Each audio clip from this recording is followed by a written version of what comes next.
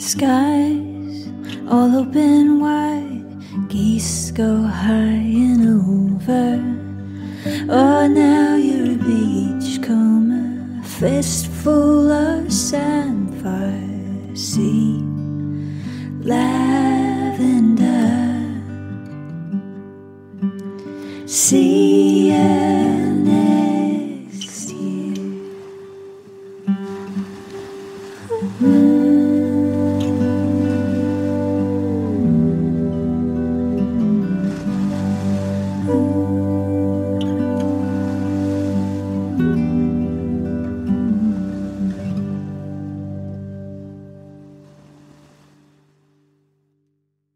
Hello, and thanks for listening to the Deepdale podcast. It's August, it's 2021. Some semblance of normality is taking place. The campsite's really lovely busy with motorhomes and tents. Lots of people staying in the rooms, and it's been a lovely month. We've met a lot of people, we've talked to a lot of people, and there's a lot coming up in this episode. So I hope you enjoy our chat with Dominic at Wild Ken Hill, and you'll notice our first use of birdsong. It'll make sense when you listen, don't worry. Chris gives us a preview of the Deepdale Festival, which is coming up in about 6 weeks' time. Nathan and I chat in an empty grain barn for farm chat, and I'm pleased to say that harvest has begun, then stopped because of some dramatically heavy rain, and we hope we might cut some more today or in the next couple of days as the sun has reappeared, which is great. A massive thank you to Ollie from One Stop Nature Shop at Dalegate Market for giving us a local nature update. Yeah, we review the most wonderful album from Katherine Priddy, The Eternal Rocks Beneath. She's coming along to the Deepdale Festival, and we're really excited about her joining us for that. And the album is beautiful, so you can hear us wax lyrical about that. And she's very kindly allowed us to put in a sample from one of the tracks. We have a quick goodbye to Georgie and meet Nat, her replacement. Then we have an update of what's on locally at Deepdale. So enjoy the episode. Thank you for listening. Don't forget to subscribe on any of your podcast providers. And if you like what you hear, we'd love you to leave a review and tell other people about us. We're here just to tell people about the North Norfolk coast and celebrate this beautiful, beautiful part of the world. So thanks for listening, and please do tell other people.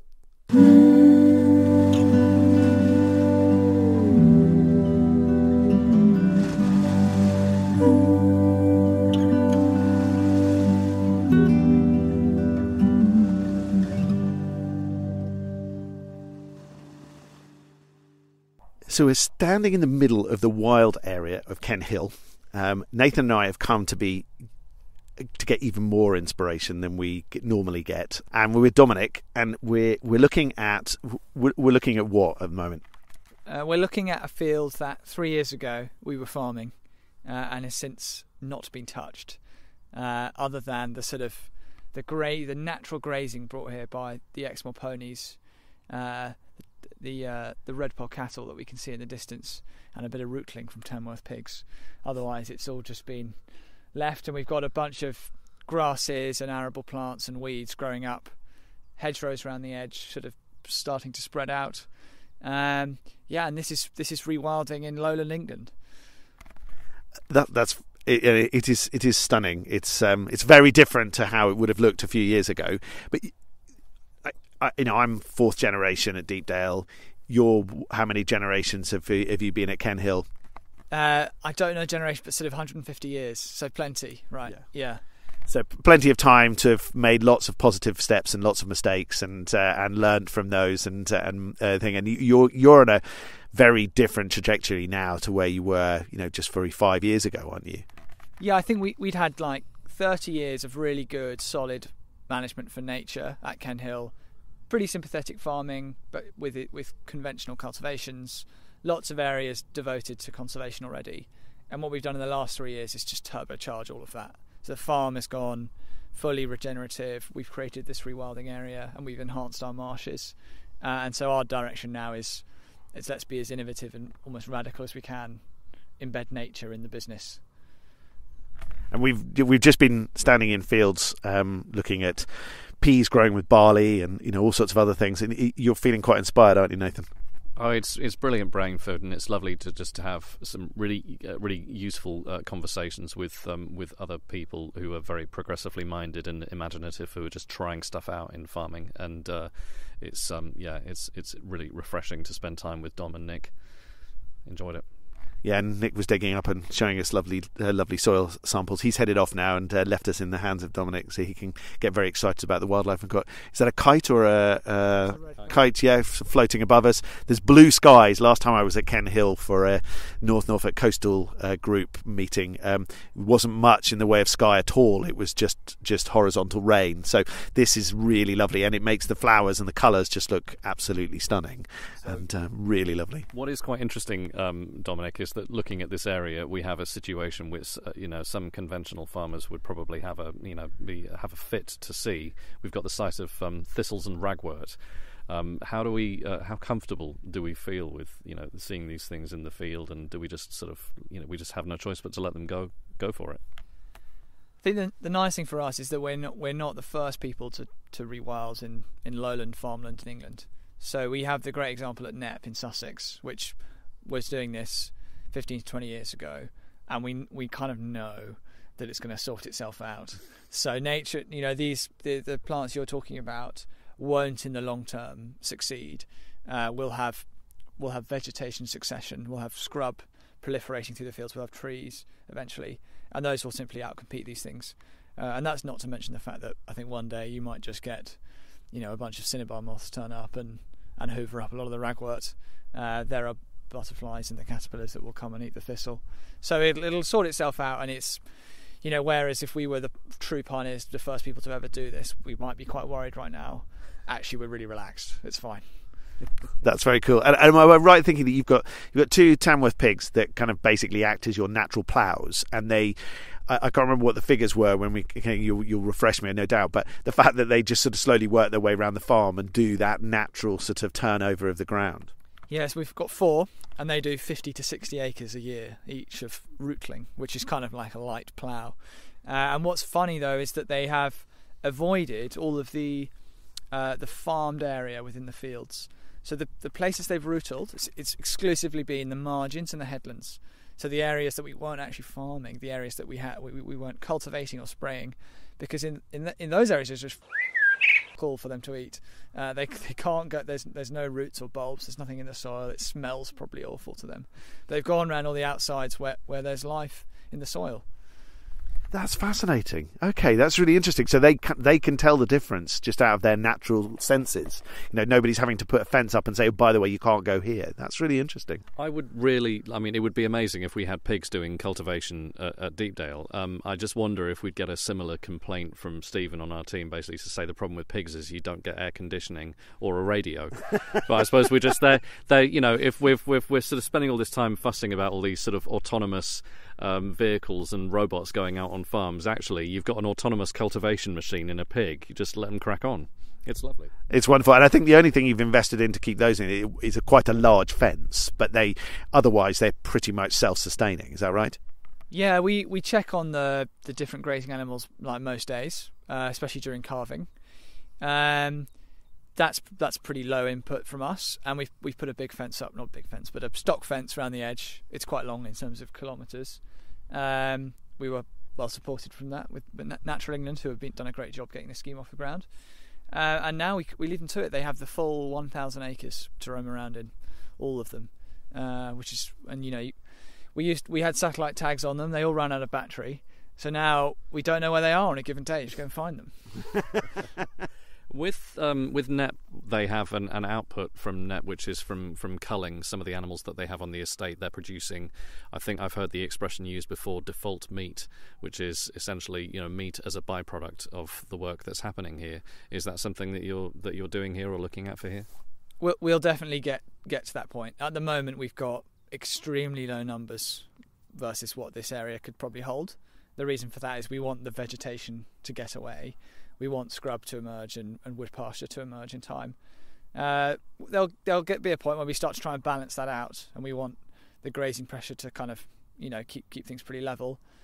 And the herd size in that instance will actually increase faster than you want it to, and that's when you start to take surplus animals out. So we're a bit away from that, I should think. We don't have any bulls or males in at the moment, so we're at steady state. So ladies rule the roost at the moment, and they're a little while before you start expanding that. Yeah, we've got a few footpaths in the area, and we wanted some very sensible ladies around to, we've not had stock. We've not owned our own stock at Kenhill for decades, my dad's lifetime. So this is a real learning journey for us. Our own stock, organic stock. And so let's get small numbers, ladies only. Let's work out how they behave and how to work with them, and then in time we'll come and make some calves and some foals and all that stuff. And what scrub species are you expecting to see colonising an area like this? I mean, we're looking at hawthorn or salix, or what's going to be coming in? Unfair question. We've got a lot of hawthorn in our hedgerows, and I think we'll see a lot of that stuff. Yeah. There'll be blackthorn. There's some parts with elder and alder. There's lots of kind of sallow regeneration already.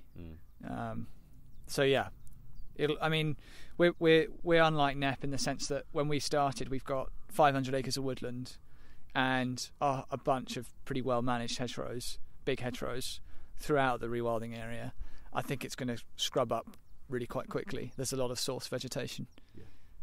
And so does that mean, with the rewilding, does that mean you're kind of basically not doing any work to the hedges and stuff like that? So they're going to just be left to their own devices, and you're not planting anything. You're just letting it naturally come up from starting with the arable weeds and then just growing from there, basically.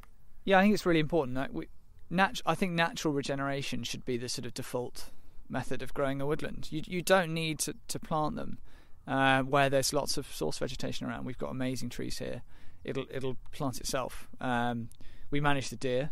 That's an intervention we'll never be able to get away from. There's nothing to stop the proliferation of muntjac other than ourselves. And the A149 Coast Road traffic is we've noticed is helping significantly in our area, not necessarily in the right way. Yeah, a lot of roadkill. Don't take that stuff home for dinner. And in terms of the whole farm, am I right in thinking about 3,000 acres, 4,000 acres? Okay, and so 1,000 of that's gone into rewilding, and then is the rest all organic? How does it work? 1,000 acres of rewilding, which is an organic system now. We've got about half the farm is being farmed regeneratively, so it's not actually an organic system, but it's sort of heading that way on a journey, and maybe one day we'll choose to be organic, or maybe we won't. And then the rest is kind of made up of different kind of areas of other sorts of conservation, so not rewilding, but sort of maybe more old school active types of conservation. So we've got a wetland of about 500 or 600 acres. We've got the chalk stream, river valley, River Heacham. That's rather lovely. And then sort of woodlands and whatnot dotted around, and that's kind of the composition of Kenhill. Got you. And what size team do you have running at 4,000 acres? We're about kind of 6 or 7 full time, and then the team shrank for decades. And last year we hired someone for the first time full time, forever, which was a new ecologist to help with the embedding of nature, I suppose, into what we do. But then what we've also had is we've got a lot more part-time help and a lot more volunteer help, both with kind of management and things like communications and some of those, areas where a traditional estate team just does not have any capability. We've got amazing woodmen and arable craftspeople and foremen, but we didn't have someone who could do a social media account, so we've got some help with that now for sure. Excellent. Anything else you want to ask? Well, so obviously we need to just talk briefly about sea eagles. So you've been working with the Roy Dennis Wildlife Foundation, and you've just had approval for reintroduction of white-tailed eagles to Kenhill. We do. We have a licence granted from Natural England to reintroduce the white-tailed eagle over the next 9-10 years to Eastern England. We'll hopefully do a small number of birds each year. And over time, some unfortunately they do just perish naturally. But we'll hopefully build up basically a small but viable breeding population on the east coast, maybe sort of 6 to 10 pairs, and they should be like really basically a magnificent thing to see.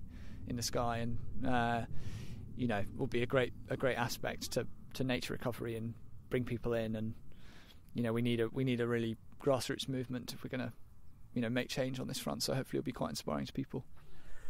So lots of people have seen Ken Hill on Springwatch, and fingers crossed they'll be seeing it again on the BBC at other times.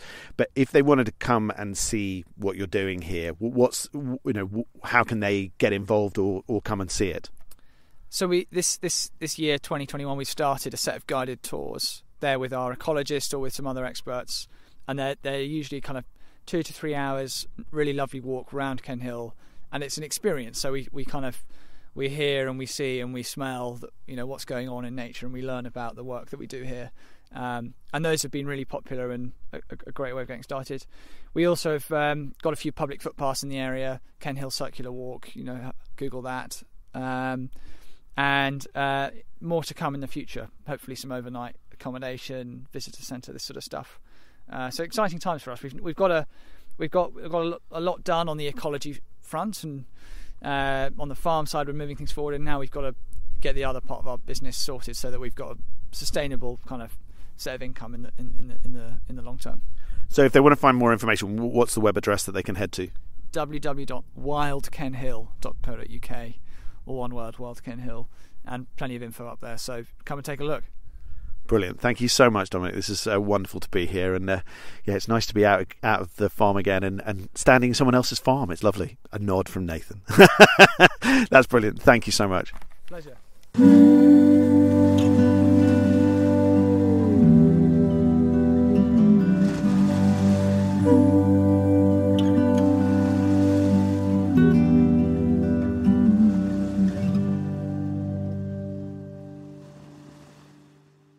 So I'm sitting in my spare room. Chris is sitting at home, and we've both been working on the festival today. Chris in between a whole heap of other things that he's been dealing with at Deepdale. Me, I've been talking to stall holders and all of that kind of thing. And we're kind of getting carefully excited, I think was the word you used, wasn't it? And we, very much hoping that with 6 weeks or so to go, that the Deepdale Festival at the end of September happens in the way that we planned. And you have put together the most amazing lineup already, and we've still got quite a lot more stuff to announce and acts to tell people about. So wax lyrical, get excited about the programme that you always do get massively excited about. Tell us what you're looking forward to most, and what's excited you about who's kind of said yes to your invitations. Well, yeah, I am excited. I think sort of it's been easy to not get excited about it because we haven't been sure that we're going to go ahead and do it or be able to go ahead and do it. But I am now thinking that we are, and refocusing on all of these wonderful musicians that we've got booked, rebooked, carried over from last year to come and play for all of our customers and our guests. It is exciting in itself, and I'm looking forward to absolutely everybody that we've got coming to play. It's quite amazing, really. I'm really, really looking forward to it. Can't quite believe we're getting to the point of really going ahead with it after everything that's happened over the last year and a half.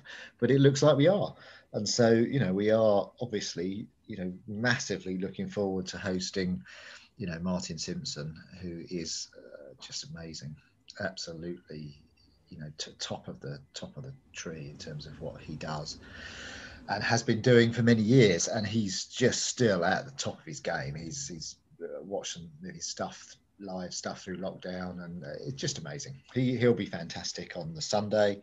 Three Daft Monkeys as well, finishing it off with a jump around for the people who are with us on Sunday. Yeah, Sunday's program is fantastic. But even before that, on Sunday, Sunday, you could say Sunday's the day to be there, but then you'd be wrong because the other 2 days are the days to be there as well. But Sunday is fantastic because you've got 3 days, in fact. Yeah, but you've got Katie Doherty and the Navigators Sunday afternoon, sort of. You've got Alden, Patterson and Dashwood, which fantastic, Norfolk trio. You've got the Dry Stones, who are unbelievable. You've got to see the Dry Stones. You've got Katie Spencer on Sunday. We love Katie. You've got the Shackleton trio on Sunday, and you can't beat the Shackleton trio for Norfolk folk. Then you've got Martin Simpson. Then you've got Three Daft Monkeys. So if you're not there on Sunday, right to the end, you are crazy, absolutely crazy. So yeah, I am pretty excited about Sunday. And there are more on Sunday. So yeah. You realise we've done this Ask About Face because we're talking Sunday. We're sort of going to have to roll back now and sort of work away. Now we're going to have to do Saturday, then Friday, then Thursday evening, because Thursday evening is exciting too. So Yeah, well, I mean, Saturday is wonderful as well. I don't know whether you've seen recent posts from Kirsty Merrin and Ben Walker about their new project, and they're going to be playing it in the church for us on Saturday afternoon, which is going to be fantastic. We've got the Goat Roper Rodeo band coming over for Saturday evening. We've got Cutthroat Francis, we've got Lucy Grubb Band, and we've got Bleeding Hearts blasting out the Brick Barn on Saturday evening.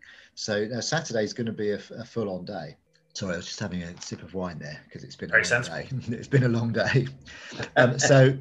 Saturday is going to be a core day, and Friday, which we've often before seen as sort of the introductory day, the arrival day, actually isn't now, because Thursday night we've got our very good friends Man the Lifeboats coming to open the festival, which we're obviously very grateful and hugely excited about hosting them, because we missed having them for our Beltane festival back in May last year because of the lockdown.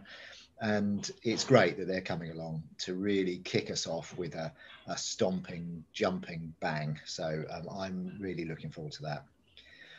And then on Friday, we've got Ben Denny Moe, we've got Ebb Tide, we've got Fire coming up from London.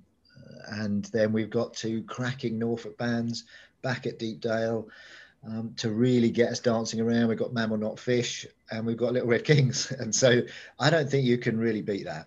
I really don't think you can beat that. There'll be a few more coming on by the time we get there, now that we finally think we can do it. But I'm hugely excited. I'm double jabbed and I'm ready for it, really. Yeah, it's going to be so nice having live music in the Brick Barn again. It's so exciting. Oh, God, it's been so long, and I've had a very, very, I wouldn't say difficult, but up and down relationship with music through the whole of these 18 months. And there have been times when I've really struggled to listen, struggled to find it a help. And then there have been other times when it's all I've had to keep me going. And talking our vinyl collections with my old school friends, WhatsApp group that we set up during lockdown, just helped us reconnect and get us through. And it's things like that have really, really helped get us through and get us to this point. And lockdown live sessions are great, but you just can't beat live music. And I haven't seen any for so long. And our first festival back is us going to be going to Moseley, where we are going to have the pleasure of seeing our sort of last major sort of sign up for the festival, Katherine Priddy. We're going to Moseley. She's playing there this year, and we are very, very pleased that she's agreed to play Deepdale as well.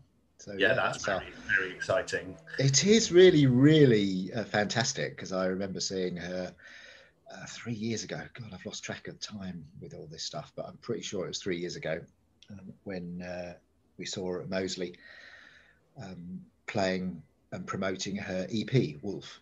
And I thought that was wow then. And the new album, her debut sort of full-length album that's out, is stunning.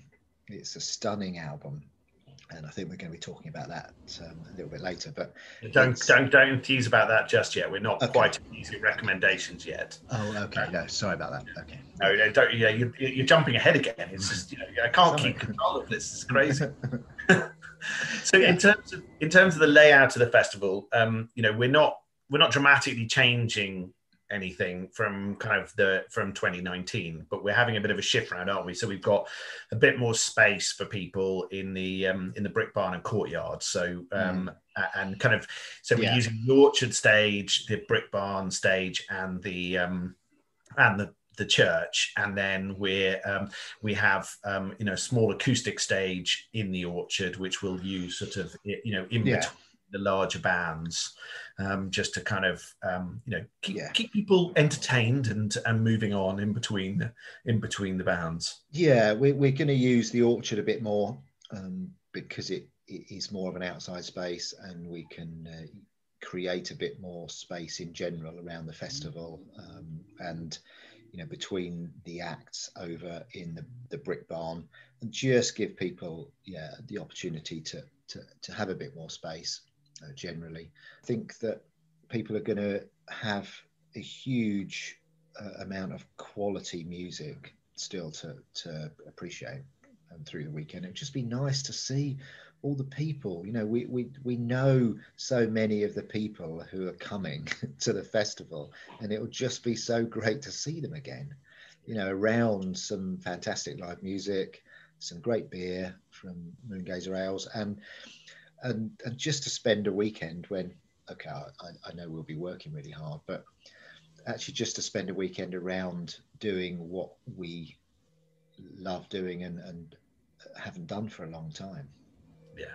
No, it's going to be great. And sort of fitting together all the sort of the smaller bits that kind of make the festival experience around the program has been really fun today. It's really felt like I've actually we are putting together the event rather than just a poster with a bunch of names on. It feels like the event is sort of piecing together, confirming up everything with the marquee hire guys, and agreeing with plans for the bar, and talking to caterers, and all of that kind of thing has been really really nice. And so I'm really pleased the stargazers have confirmed that they're going to be with us on Saturday and Sunday, so people will be able to wander up and have a look at the thing, and they're just so good at explaining what you're looking at up in the night sky. So fingers crossed for clear skies. I was going to say, you've booked the weather forecast for that one, have you? I fully comprehend that 2019 was not hugely conducive to stargazing. So 2021, simply because we're owed, we are due one. That we are owed, sort of a clear skies. It doesn't have to be particularly hot, but just clear skies and nice weather for sitting in a field, listening to great music and drinking some great beer would be lovely. Would be really lovely. Yeah. So absolutely, it'll be fantastic. Yeah, and we're working out yoga sessions and massage and lots of great street food, and it's going to be fun, and it's going to be great to have everybody back at Deepdale doing all of that sort of stuff. It's going to be really lovely, and the shops are excited and the team are excited. So it is, and I think we're very lucky as well because we are quite a small event. We might punch above our weight a bit in terms of the music.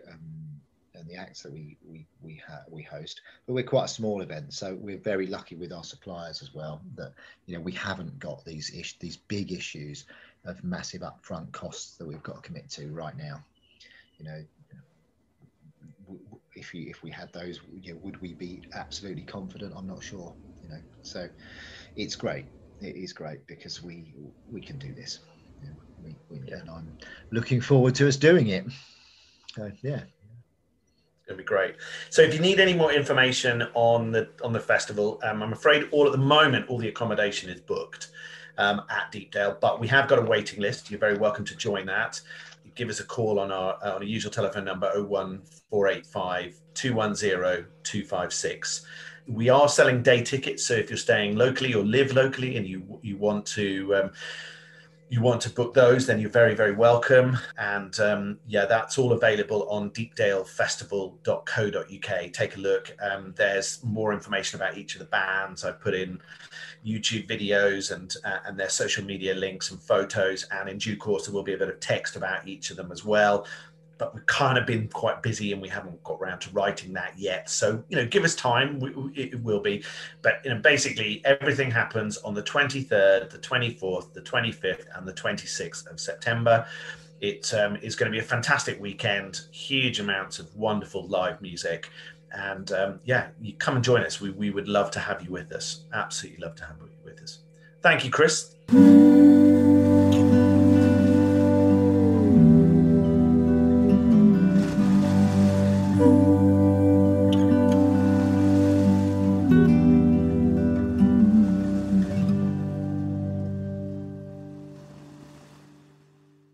Farm Chat with Jason and Nathan are the dynamic duo from the wonderful Deepdale Farm on the North Norfolk coast. It's Farm Chat, and I am standing in a rather echoey barn with Nathan, and we are standing in what is an empty barn at the moment because we're hoping maybe tomorrow we're going to start putting stuff in this barn. It's quite exciting, isn't it?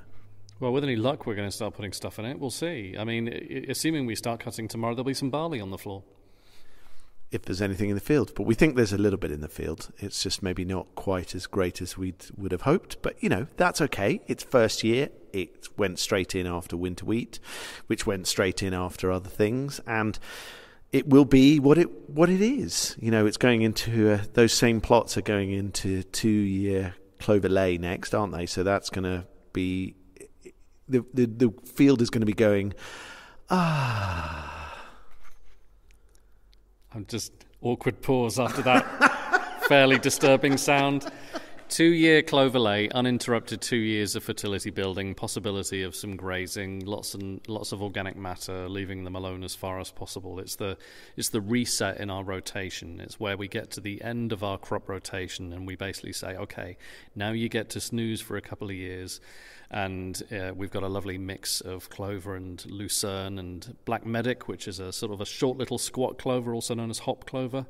And that's just going to sit there for 2 years. And, it's going to provide loads of resources for pollinators. So it's a great resource for bees and hoverflies and all sorts. But also it is just sat there, basically fixing nutrition in the soil. And the barley crop that we've got on the field at the moment is not fantastic. So the fields definitely need a bit of a rest after this. Yeah, so this is, as we've already explained, is our beginnings of our cold turkey. So our land has had sprays and bottles and all sorts of other interesting things added to it. And it's now is the time where we're having to sort of wean it off all of that sort of drug habit. And yeah, so what we get this year, we will be very pleased to get, and we have to keep reminding ourselves that we don't have to compare what we get this year with what we've had in previous years, because it's very different, and we're in a 5-year process to kind of repair the soils, and so it's just going to take time. And sometimes when you're standing there, you have to kind of remind ourselves. But once the crop is in the barn, and we'll be very happy, and it'll look nice, and it'll make us feel a lot more like we're in the right place. That would be the idea. The combine's got some work to do, and our grain cleaner's got some work to do. There are weeds in the crop. The crop is not great. It's thin. It's short. We're not going to get a huge amount of straw. So probably what we'll do is the combine harvester sorts out the crop inside the machine, basically threshes the grain out. And we've got the combine harvester at the moment set up to chop all the straw and chuck it back on the field, because we can at least just return that organic matter to the soil, and we can let that mulch down and break down over the next year or two. So this crop's not fantastic, but it's a start. We've got to start somewhere, and the base that these crops are starting from is about as low as it could possibly be without all the cheating that we did previously by putting various different sort of artificial fertilizers and chemicals on. So yeah, it's only going to get better from here, we hope. And as Stephen would say in his very northern accent, which comes out much more when he's being sarcastic to the two of us about our processes, it'll do. It's gonna be nice to have some crop coming out of the fields. We're in a bit of a race, as many of you will have seen. Quite a lot of farmers are being quite seriously affected by the interesting weather that we're having at the moment, which is one day beautifully sunny, like it is at the moment, and another day biblical rain. So we're going to try and get the barley cut tomorrow. So by the time you hear this, I'm hoping it'll be on the floor in the barn, and then we'll just have to see what the weather throws at us to get the rest done. But fun and games. And this barn is right next door to the brick barn that many of you have danced in to wonderful bands. Well, thanks for chatting to me, man, and I hope that the next few weeks of playing with the big machinery is fun. Onwards and upwards. Here we go. Cheers.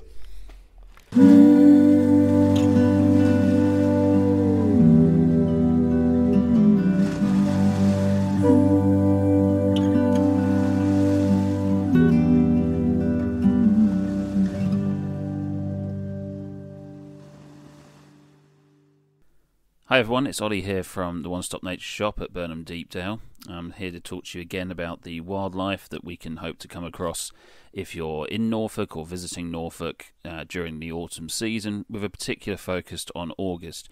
Now, you're probably thinking, why has he said autumn when we're in August? Well, actually, for birds especially, we are very much entering what they class as autumn. Much of the species, or many of the species that breed here, would have finished breeding. They would have fed their young, which now would have fledged, left the nest, and a lot of these species, being migratory, would have already begun their journeys back south to southern Europe and to Africa, where they spend the winter. August is a very interesting time for birds, especially from further north in the continent of Europe, especially around Arctic Norway and also Arctic Finland and Russia, as they make their way further south as well. And a few of the species you can hope to see are the coastal areas of North Norfolk, species like spotted redshank, rough wood sandpiper, but also arriving wading species like dunlin, sandling and red knot, although they'll be in their grey winter plumage, getting into that this time of year. In terms of non-birds, we're looking at things like insects. July leading into August is actually a very good time of year for spotting large dragonflies as they take to the wing. Not necessarily always around water. It's obviously also a good time to explore the hedgerows and the country lanes of Norfolk in the hope of seeing those, and butterflies as well. One particular area I can recommend is a place called Warham Camp. And this is a very good area for spotting the very rare chalk-hill blue butterfly, which is a very dainty species and absolutely beautiful to find. It's also a good area for looking for a wool brown and painted lady. I hope you found that useful. If you've got any questions or you want to know about the latest bird sightings, do pop into the One Stop Nature Shop at Burnham Deepdale. We've always got an extensive range of optics, from binoculars, telescopes, microscopes, trap cameras, all sorts of things for watching wildlife and bringing wildlife closer. Thank you again for Jason for allowing me to speak to you about the wildlife in Norfolk, and hopefully have another update for you soon as we progress through the autumn.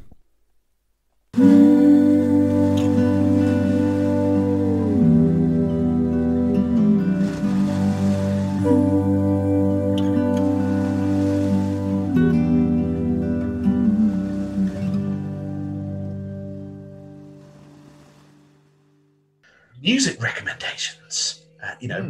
As anybody who listens to the Deepdale podcast knows, we do quite like a music recommendation, and you're getting better trained in that when you're talking to these amazing artists about their wonderful music and then playing at Deepdale, you say, "Oh, could we feature you on the podcast?" Which is brilliant. Yeah. And thankfully, you asked that question of the most amazing artist, Katherine Priddy, and it's massively exciting that she's playing at the festival, but B, like the album is absolutely awesome. And I heard her on Six Music being bigged up by various people. I messaged you and said, we've got to get this lady to play. And you went, it's already sorted, man. It's already sorted. So that's just fantastic. And then Nathan bought the album. He'd heard it on Six Music as well. He got massively excited about it, saying it's an absolutely thing of beauty. So it's just going to be great. You're going to have a whole bunch of people just sitting there kind of just in awe of her playing, which is going to be fantastic. So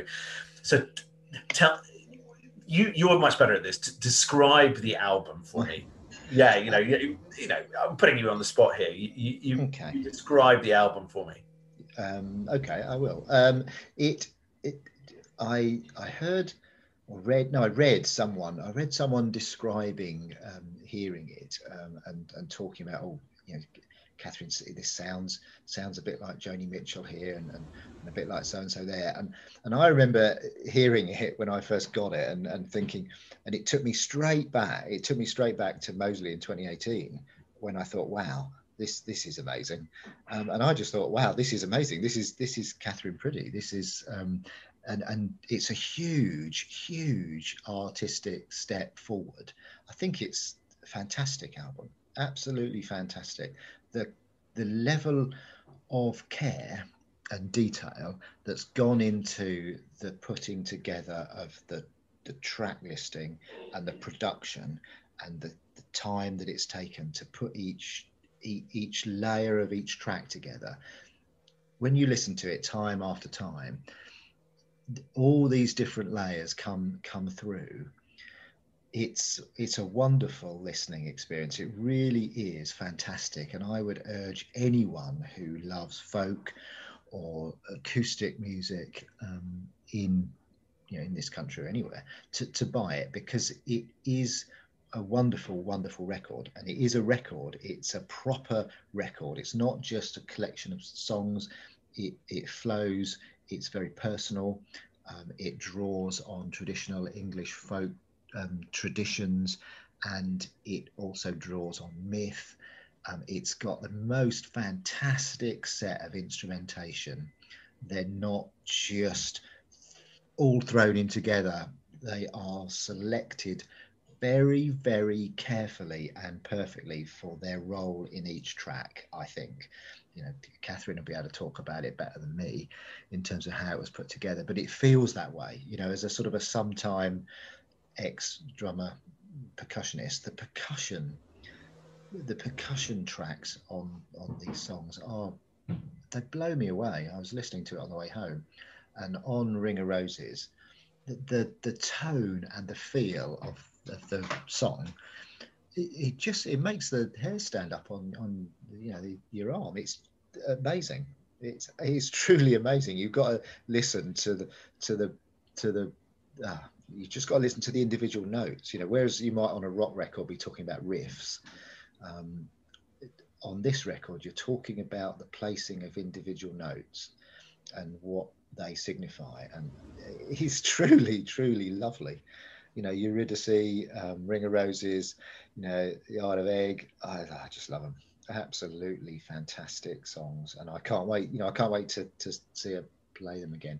We better name check the album, haven't we? Because people are going to want to buy it. So it's called The Eternal Rocks Beneath, and it is out now. It has been out for a few weeks now, and it has been #1 in the official UK folk album chart, and deservedly so, because it really is a brilliant album. It's a brilliant record. There's no two ways about it. It is a brilliant record, and I think the poetry of the lyrics and the way that the melodies are put together with the choice of instrumentation and the production and it's the care, having in a tiny way recorded, the care taken in recording this exactly how it's come out is very, very, very impressive. It's really, really good. I play it and I play it and I play it, and I just keep thinking, oh, there's another layer there, and there's another layer there. It's a little bit like watching the The Detectorists, and someone's telling you that it's a comedy, because it isn't a comedy. It's so much more than that. And it's playing this record is, it's so much more than what it looks like on the surface. It's really, really fantastic. Although you can enjoy The Detectorists just purely as a comedy. Yeah, and you can enjoy this album as a collection of songs. They're all self-penned, they're all Katherine songs. You can enjoy it on that level. But when you listen to it over and over again, it unfolds itself. It unfolds itself. It's very personal. The lyrics are very personal. The songwriting is just it just blows you away. It really blows you away when you actually listen to the album properly. It's fantastic.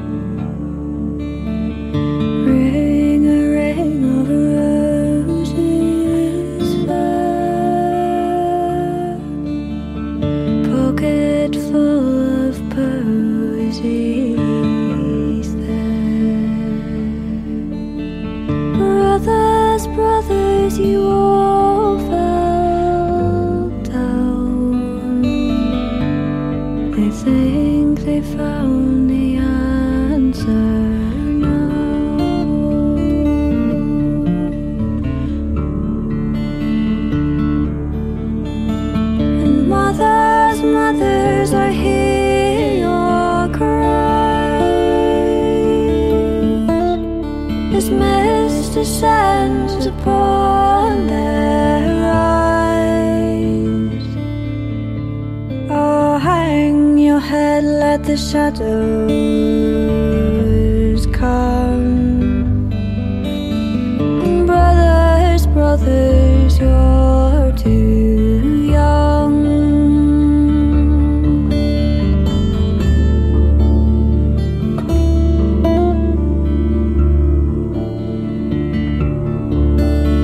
Little sisters' eyes are red, 10,000 brothers or more lie dead,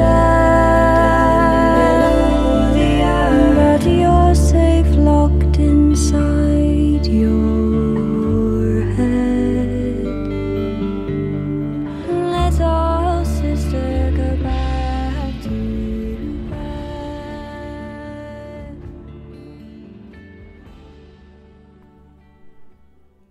Ring O' Roses by Katherine Priddy.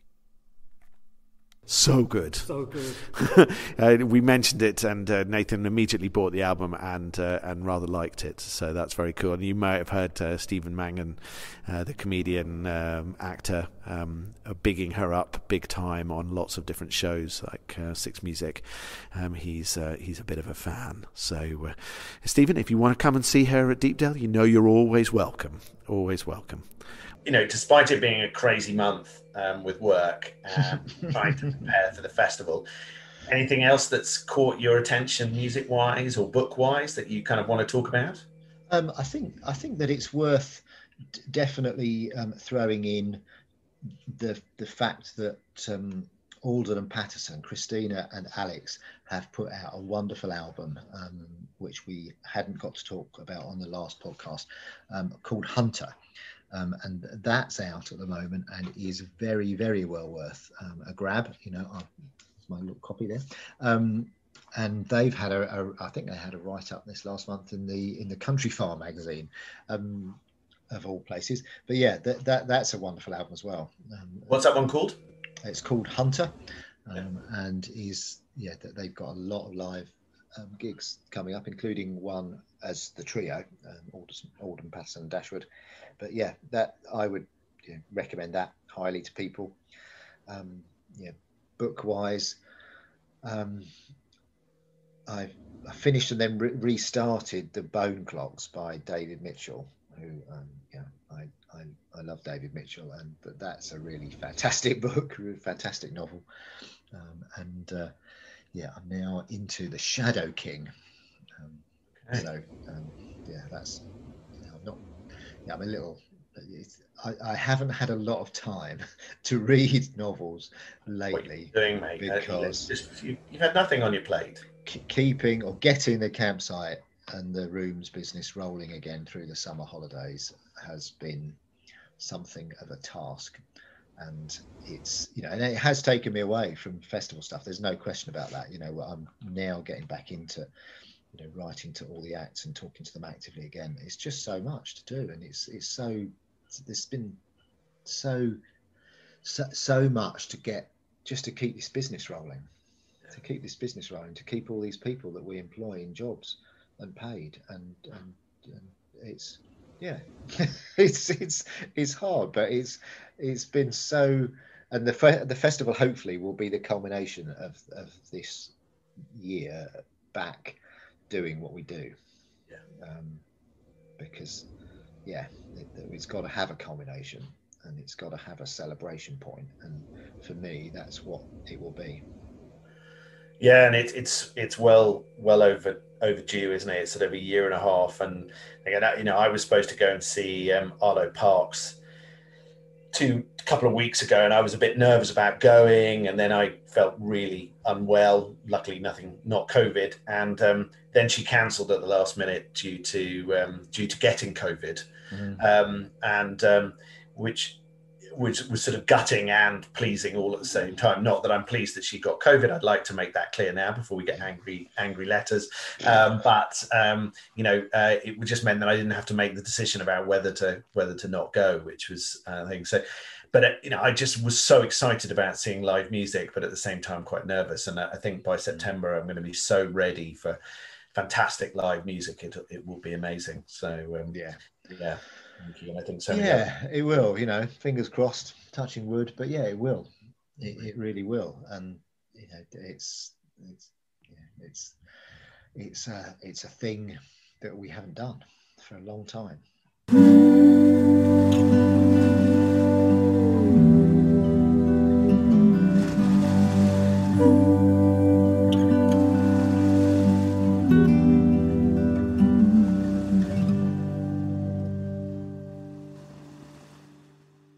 So we're sitting in the courtyard. You can hear the sparrows in the background having great fun, leaping backs and forwards between our newly re-roofed cart shed, which hasn't really prevented them from climbing all over it, and the hedgerow nearby. They're all sort of you can hear people wandering around. Somebody's in the kitchen. There's team walking backs and forwards, so you might hear the odd hello and a Spanish wave. There's lots of customers. It's really lovely. There's lots of motorhomes and camps and campers, and yeah, it's just really nice to have everybody here. Rooms are very busy, and it's sunny and it's blue sky. And I'm sitting with our back office team. I think that's the right word. Is that an impolite way, or is it you happy with that description? I feel like it's accurate. Yeah, accurately describes how we're feeling today. The White House team. The White House team. Yeah, that excellent. The White House team. That's good. So I'm sitting here with Georgie, who many of you have heard on the podcast before. Hello. And Nancy, who you haven't heard on the podcast before. And Georgie is departing. She is disappearing off to be a reprobate student. I was about to say this is going to be a really emotional final podcast, and then you said that. I was like, oh, okay. Never mind. The reprobate student. I'll cry later. So you're looking forward to your next step? So looking forward to it. Now it's just around the corner, so I start in just over a month, and it's starting to feel a bit more real because now Natalie's here, so I don't feel quite so immersed in what's going on at Deepdale because I've got a lot of support with her, so I'm able to focus a little bit more on the next step. So yeah, I'm really excited. Not nervous at all, just really excited. That'd be great. And so when does term start? It's the 13th of September, Monday the 13th of September. So there's a lot to sort out before then. But I'm just excited about it all because I'm literally picking up my entire life and just putting it about 70 miles in a different direction. And I love Cambridge. I'm really, really excited. So, yeah.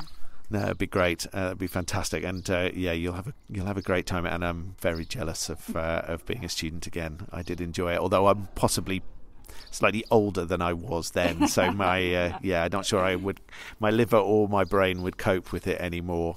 It's great, and welcome to the podcast because you're a podcast virgin, and welcome to Deepdale. How are you feeling? Thank you, Jason. I'm just very busy at the moment trying to harvest Georgie's mind. Harvest? Yes. But it's all slowly sinking in. Really enjoying it. It's a beautiful environment and probably one of the friendliest teams that I've ever worked with. Oh, well, that's nice to hear. That's very good. I was pinching her when she said that. Did you? You heard that? Oh, it's really friendly. I love it. Well, it's I think we've always tried to kind of keep it as informal as you can. There's a limit to how much you can do that when you've got to run a business, but the whole idea is to try and have a friendly, happy working environment, because actually I think everybody works much more happily at that point. And I think so. But I can only imagine that it's been quite overwhelming in terms of the amount of stuff, because I think Georgie occasionally, who's been here for a while, looks at me and goes, no, come on. Whereas you must be kind of looking at stuff and going, I have no idea where this starts and how this got to where it was. Not so much anymore. At the beginning, you were, weren't you? You felt very daunted, and I'm sure you do still feel daunted at some times. But I mean, Nat was working up until quite recently. She was only working 3 days a week because she was finishing with her previous employer, helping them to tide things over without her. And now she's with us 5 days a week. I said, at the end of this week, your brain will feel like mush, but that's a good thing. She's flying. Yeah, my brain feels like mush most of the time, so it's nothing new. So what's your sort of, what's your background? Have you worked in tourism before? No, it's a completely new field to me. I was actually an office manager for a data network installation company, which is probably a lot drier than this industry. So, big change.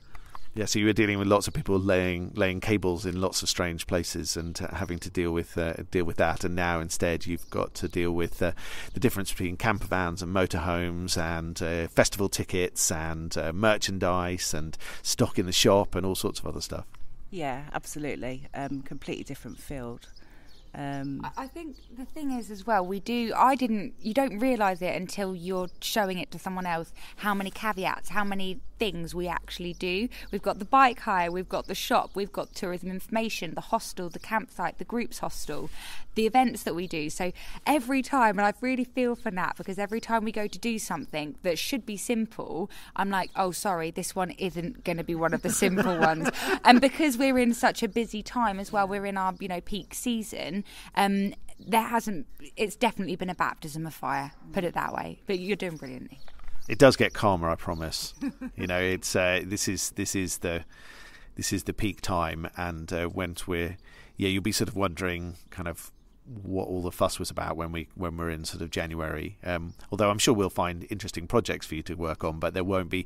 Cash up will take you about 2 minutes, as opposed to great long sort of process. So it will get better. So welcome to the team, and I hope we'll if we can persuade you, you'll be involved with the podcast in the future. Yes. I'd very much enjoy that. You can't see her face, but I think she may have been lying. That was the pinching again. She was a bit more obvious about it that time. We'll work on you. We'll work on you. Yeah. I think it's interesting. Like, a lot of the team are like, keep it away from me, keep it away from me. But actually, when you actually put the microphone in front of them, they love chatting about their favourite places on the coast and all of that sort of stuff. But if we ask too long in advance, they just kind of find excuses to run away. Whereas if we just walk up to them and say, right, then it's fine. Well, if you ask the person, everyone on the team has got something that they're passionate about. Some members are really passionate about wildlife. Some members are really passionate about walking or the views or food and pubs and things like that. So if you ask the right person the right thing, even with a microphone in front of them, they're quite happy to talk when it's, they're specialised or their favourite subject. So. Excellent. Well, lovely to have you on the podcast, Natalie. And we are sad that you are leaving, Georgie. We're back. Just trying to hide it as much as we can. I'm looking forward to coming back for helping with the Christmas market and for trying to maybe grab free tickets to the festival as a veteran of Deepdale, and I'll help, and then just stand and watch all of the gigs. So I will definitely be back. I'm just not necessarily going to be buried in the White Office anymore. I'm passing that lantern to Nat, but yeah. Maybe we can persuade you to come back as a dodgy student for the summer. One of those temporary summer team. You never know. Depends on how much, whether you start. You might be driving punts on the cam or something. It'd be great. 100% would fall in, so I'm not going to be doing that. But maybe. Well, lovely to talk to you both. Thank you very much. May the sun continue shining. And I apologise that we're going to probably start harvest tomorrow, so you will have the dryer in the background.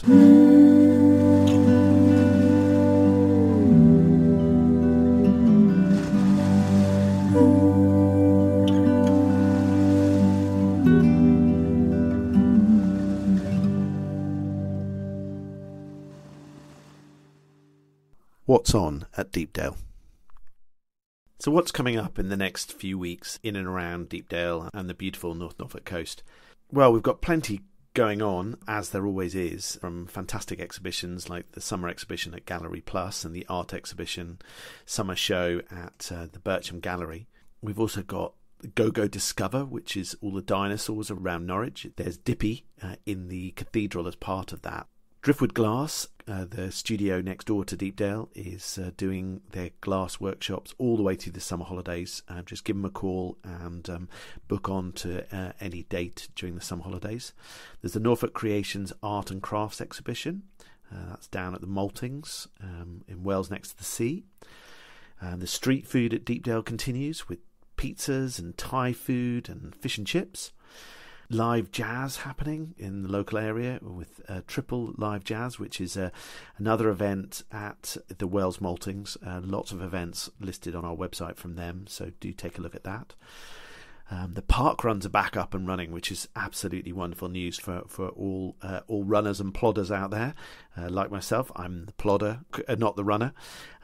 So Holcombe and Hunstanton Promenade park runs are both on Saturday mornings, as all park runs are. And there are lots of other ones in Norfolk, so take a look at the website. I'm very aware that quite a lot of people like to come and stay with us and then tick off each of the local park runs. Highly recommend Blickling, which is my local one. Love that. Sheringham is supposed to have a bit of a heartbreak hill at the end of the run, but good one to tick off. There's a couple in Norwich and there's other ones around the county, so do head that way. Kings Lynn Farmers Markets on the 14th of August.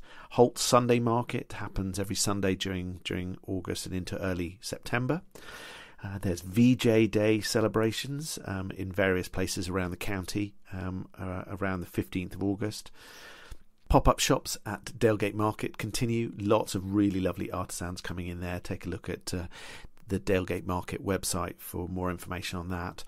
Lots of really, really lovely pop-up shops coming in there. On the 22nd of August, we have the Pantaloons back for their last visit of the summer with Wind in the Willows.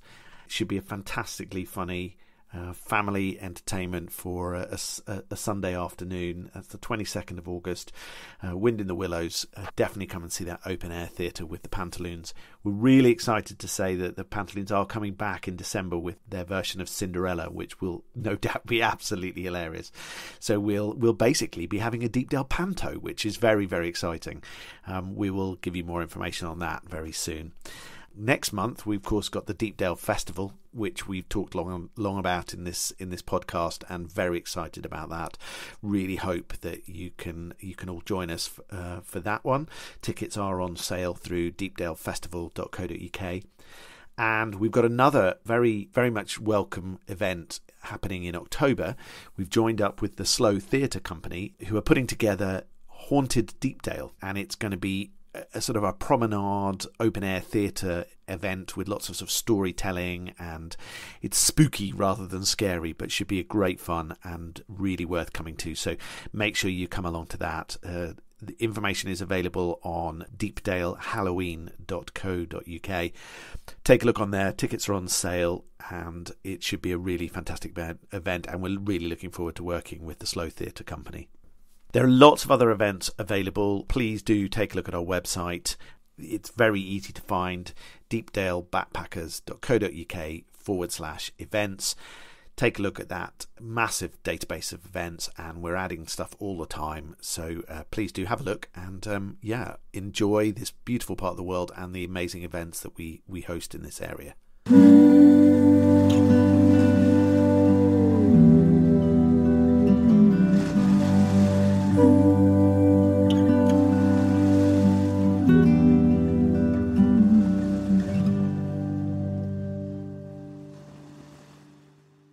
Thank you so much for listening to the Deepdale podcast. It is really lovely to have you with us, and it's fantastic that you find this podcast useful and helpful. We love putting it together. The whole Deepdale team are involved in various different ways. Would love your suggestions. Please do let us know what might be able to include, who you'd like to hear being interviewed, any features you'd like us to talk about, any areas of the coast you'd like us to talk about. Do send us an email at podcast@deepdalefarm.co.uk. Love to hear from you, and please do subscribe to this podcast on any podcast directory, website or app. And if you like what you're listening to, please do leave us a review. We'd love to know what people think of the podcast. We would even love it even more if you were happy to tell your friends.